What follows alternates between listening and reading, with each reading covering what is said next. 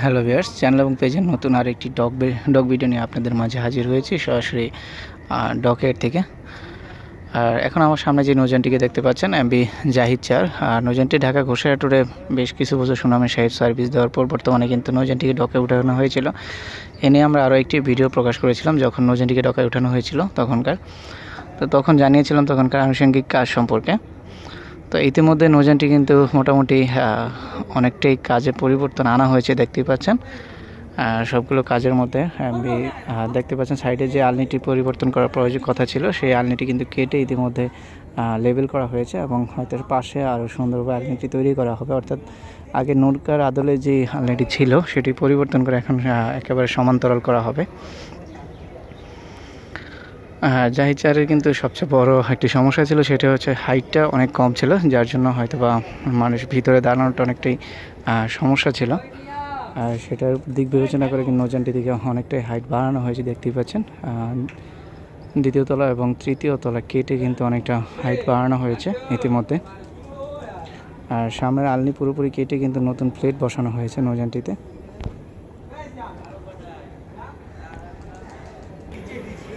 আর এছাড়াও নৌযানটির সাইডের যে ক্ষতিগ্রস্ত প্লেট এবং অন্যান্য সাইডের যে লোহাগুলো ছিল সেগুলো কিন্তু কেটে সরিয়ে কিন্তু নতুনভাবে স্থাপন করা হচ্ছে।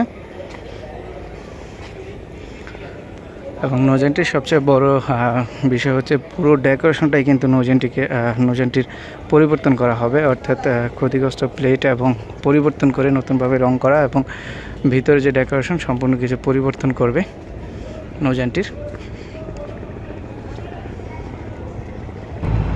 আর এটি হচ্ছে নৌযানটির একেবারেই পিছনের অংশ, যেখানে যে শেপটি ছিল আগে একেবারে নৌকার আদলে সেটি কিন্তু কমিয়ে আনা হয়েছে, এখন মোটামুটি লেবেল করা হয়েছে নৌযানটির পিছনে সাইড দেখতেই পাচ্ছেন।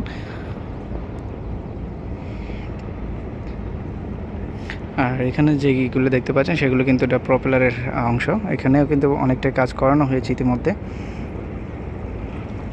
আর পিছনের অংশে কিন্তু সবগুলো প্লেটে পরিবর্তন করা হচ্ছে।